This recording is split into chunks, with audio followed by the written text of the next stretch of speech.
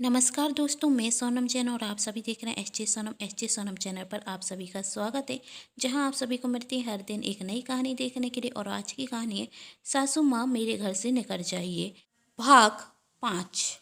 यदि आप सभी को मेरे द्वारा लिखी गई ये कहानी पसंद आए तो चैनल को सब्सक्राइब कर लीजिएगा और पास में जो बेल आइकन का बटन है उसे भी जरूर प्रेस कर दीजिएगा, क्योंकि उसी से मिलेंगी आप सभी को मेरी आने वाली हर कहानी की नोटिफिकेशन। कहानी पसंद आने पर वीडियो को लाइक जरूर कीजिएगा, क्योंकि इससे मुझे मिलती है नई नई कहानियाँ लिखने के लिए प्रेरणा। और कहानी को अपनों के साथ शेयर करना बिल्कुल ना भूलें। तो चलिए कहानी शुरू करते हैं। रोहन अंजलि से कहता, अंजलि जल्दी से मेरा लंच बॉक्स लेकर आओ, 9 बजने में सिर्फ 15 मिनट बाकी हैं। यदि ऑफिस देर से पहुंचा तो बॉस की दाद सुननी पड़ेगी।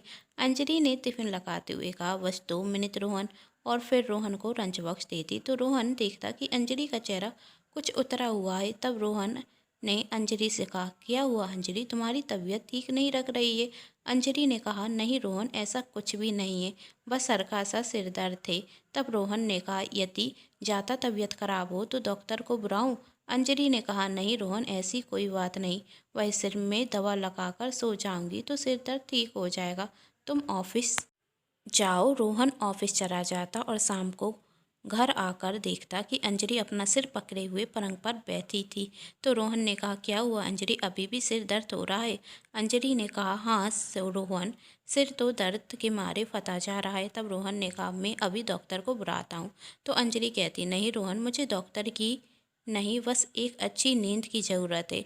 मुझे लगता है कि मेरी कई दिनों से नींद पूरी नहीं हुई, इसलिए सिर दर्द हो रहा है। तो रोहन कहता, क्यों, तुम्हारी नींद पूरी क्यों नहीं हो रही है। अंजलि ने कहा, रोहन क्या बताऊं, दिन भर तो मुझे टाइम मिलता ही नहीं। आज सिर दर्द हो रहा था तो सोचा कि दवा लगाकर सो जाती हूँ, लेकिन जैसे ही घर का काम कर कर सोने को गई तो माँ जी ने कहा, बेटा एक कप चाय मिलेगी। अब मुझसे माँ जी से मना नहीं करा गया और मैं उनके लिए चाय बनाने चली गई। बस इसी तरह दिन निकलता गया और रात को भी सोने में देर हो जाती है। फिर सुबह से माँ जी भजन करती हैं तो उस कारण मेरी नींद जल्दी खुल जाती है। और तुम्हें तो पता ही है, मुझे जल्दी सुबह से उठने की आदत नहीं, जिस कारण मेरी नींद भी पूरी नहीं हो रही है। इसलिए मैं कह रही हूँ, मुझे डॉक्टर की नहीं, एक अच्छी नींद की ज़रूरत है। तब रोहन कहता, तुम सच कह रही हो, दिन भर तुम्हें इतना काम करना होता है और रात को भी सब काम करने के बाद तुम देर से सोती हो और सुबह भी तुम्हें एक अच्छी नींद नहीं मिल रही है।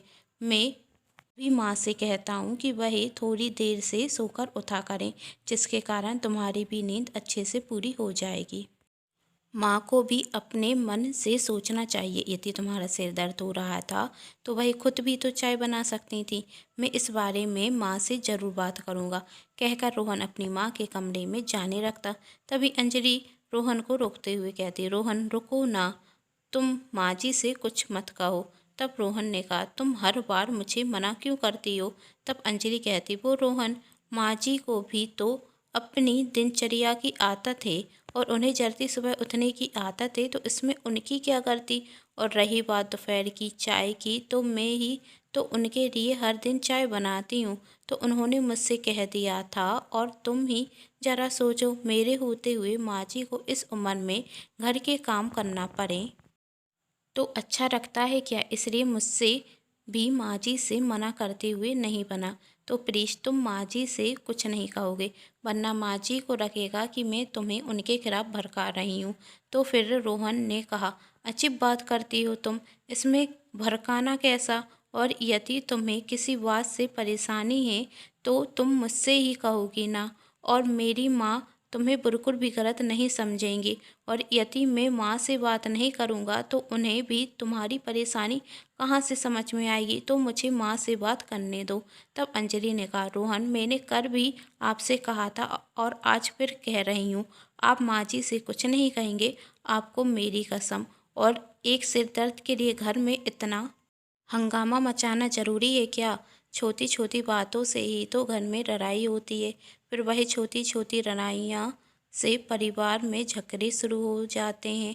और मैं नहीं चाहती कि लोग ये कहें कि मेरी वजह से बेटे और माँ में लड़ाई हो गई। और जब भी घर में लड़ाई होती है तो लोग दोष तो बहू को ही देते हैं और माँ जी से आप कुछ कहेंगे तो लोग तो यही कहेंगे ना कि बीवी के कहे पर अपनी माँ से रन्ने रखा। लोग तो यही कहेंगे ना, सास को आए हुए 2 दिन नहीं हुए और बहू ने अपने नखरे दिखाना शुरू कर दिए। मैं नहीं चाहती कि कोई मेरे बारे में ऐसा कुछ कहे या आपसे कुछ कहे या माँ जी से कुछ कहे, इसलिए भलाई इसी में है कि आप भी शांत रहें और मैं भी शांत रहती हूँ। अंजलि की ऐसी बातें सुनकर रोहन अंजलि की तरफ देखने लगता। तब अंजलि कहती, क्या हुआ रोहन, ऐसे क्या देख रहे हो? तब रोहन ने कहा, देख रहा हूँ कि मेरी पत्नी कितनी समझदार है, छोटी छोटी बातों का कितना ध्यान रखती है और अपनों की खुशियों के बारे में कितना सोचती है। मूर्ख होंगे वही लोग जो कहेंगे कि मेरी पत्नी बेटे और माँ के बीच लड़ाई कराएगी। तुम तो ऐसा कभी सपने में भी नहीं सोच सकती। मुझे तुम पर पूरा विश्वास है। तब अंजलि ने कहा, आपको तो मुझ पर विश्वास है, लेकिन लोगों का क्या है? वह तो कुछ भी कह सकते हैं ना, उनकी जबान पर तारा थोड़ी ना रखा हुआ है, इसलिए आप माँ जी से कुछ नहीं कहेंगे। तो रोहन ने भी कहा, ठीक है, तुम कहती हो तो मैं माँ से कुछ नहीं कहूँगा। तब अंजलि कहती, तो अच्छा रोहन, आप हाथ मुंह धो कर आइए, मैं आपके लिए अभी खाना रखाती हूँ। तब रोहन ने कहा, नहीं, मैं खाना खुद सर्व कर लूँगा, तुम आराम करो। अंजलि ने कहा, नहीं नहीं, मैं खाना बनाती हूँ ना। रोहन ने कहा, अब मैं तुम्हारी इतनी बात मान रहा हूँ तो तुम भी अच्छी पत्नी की तरह मेरी बात मानो और सो जाओ, तुम्हें आराम मिलेगा। अंजलि ने कहा, जो आ गया पतिदेव। कहते हुए दोनों हंसने लगते। रोहन अंजलि के सिर में दबा लगाता और अंजलि सोने का नाटक करती है और रोहन किचन में जाकर खाना गर्म करता और अपने लिए सर्व करने रखता। बर्तनों की आवाज़ सुन रोहन की माँ रसोई घर में आती तो रोहन से कहती, रोहन, आज खाना तुम गर्म कर रहे हो, बहू कहाँ है? रोहन ने कहा, उसका सिर दर्द हो रहा है, वही कमरे में आराम कर रही है। तब रोहन की माँ कहती, बहू का सिर दर्द हो रहा है, लेकिन दोपहर तक तो बहू बिल्कुल ठीक थी और वह तो आगे। रोहन की माँ कुछ कहती उसके पहले ही रोहन अपनी माँ को रोकते हुए कहता है, माँ, दोपहर को भी उसका सिर दर्द हो रहा था, लेकिन उसने शर्म बस आपसे कुछ नहीं कहा।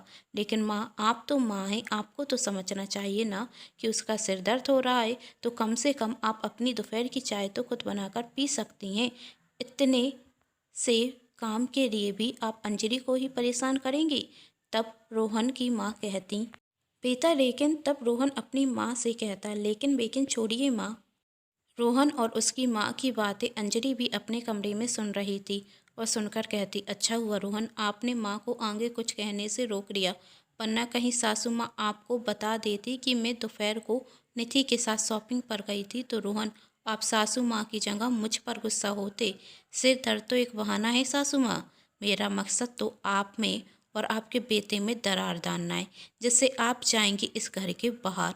अंजलि सोच रही थी और वहाँ रोहन अपनी माँ से कहता है, माँ, मैं आपसे बस इतना ही कहूँगा कि आप घर पर रहती हैं तो कम से कम अंजलि का ध्यान रखें।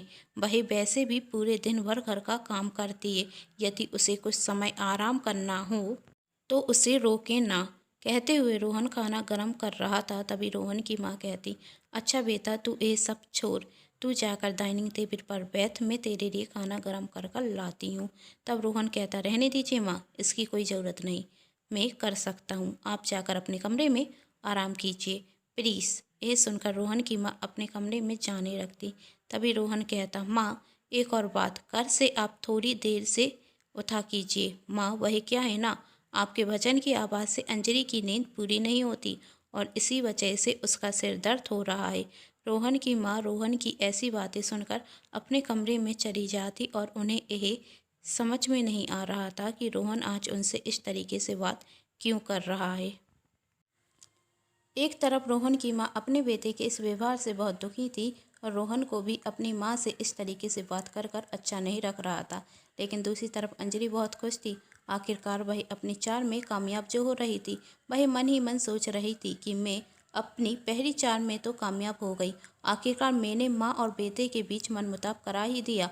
अब तो मचा जब आएगा जब सासू माँ खुद ही कहेंगी, रोहन बेटा, मेरा अब इस घर में मन नहीं रखता, अब मैं यह घर छोड़कर गांव वापस जाना चाहती हूँ। और रोहन भी कह देंगे, जैसी माँ आपकी इच्छा। क्या अंजलि अपनी सासू माँ को अपने ही घर से निकाल पाएगी या कहानी में आएगा कोई नया ट्विस्ट। जानने के लिए कहानी का अगला भाग जरूर देखें, जिसके लिए कर लीजिए मेरे चैनल को सब्सक्राइब, क्योंकि जब भी मैं लेकर आऊँ कहानी का नया भाग तो आप सभी को पता चल सके। कहानी पसंद आने पर चैनल को सब्सक्राइब, वीडियो को लाइक एंड शेयर जरूर कीजिएगा। Thanks for watching.